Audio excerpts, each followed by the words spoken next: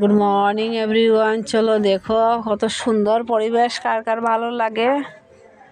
তো কি কর্ম, সকালে বাসি কাজ করে ভিডিও ব্লগ উঠাতে পারিনি, সময় লেগে যায়। তারপর দেখো কত সুন্দর লতি, কার কার ভালো লাগে একটু কমেন্ট করে জানাবে কে কে খাও। আমার অনেক ভালো লাগে। তো আজকে একটা সেলাইয়ের ভিডিও নিয়ে আসলাম, যে একটা ব্লাউজ সেলাই করতেছি। তো অর্ধেক সেলাই হয়েছে। তো এটা দেখো সেলাইটা কীরকম হচ্ছে।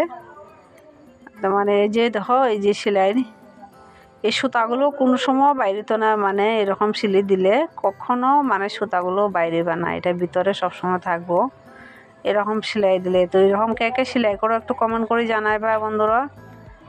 আর আশা করি সবাই ভালো আছো, আমিও ভালো আছি, বেশি ভালো নয়। আর আশেপাশে দেখো কত হাল্লাচিল্লা হচ্ছে, এরকম দিয়ে কী করবো।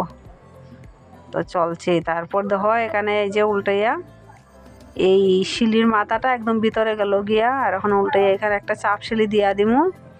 শিলিটা দিলে মানে কাপড়টা খুব সুন্দর ফিনিশিং হয়ে থাকবো, মানে খুব খুসখুস হয়ে থাকতো না, এরকম ফিনিশিং মানে সুন্দর হয় আর কি, ভালো হয়।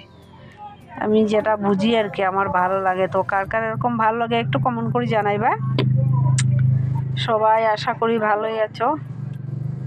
তারপর দেখো চলো সেলাইটা কীরকম হচ্ছে দেখো। তারপরে তো ফাইনালি সামনে জায়গাগুলো ফিনিশিং দিছি, শুধু দিয়ে এখানে রাখছি, আর বাকিটা ফিনিশিং দেওয়ার পরে আবার দেখাবো। তো তারপর দেখো এখানে সন্ধ্যাবাতি দেওয়া হইলো, এই যে ফুল টুল তোলা হয়েছে, সন্ধ্যাবাতি দেওয়া হয়েছে। দেওয়ার পর কি করব, সবিতা সেন ফ্যামিলি ব্লগে সবাইকে অসংখ্য ধন্যবাদ এবং অনেক ভালোবাসা রইল। আজকের ব্লগটা এখানে সমাপ্ত করলাম বন্ধুরা। সবাই ভালো থাকো, সুস্থ থাকো, শুভ বিকেলের শুভেচ্ছা।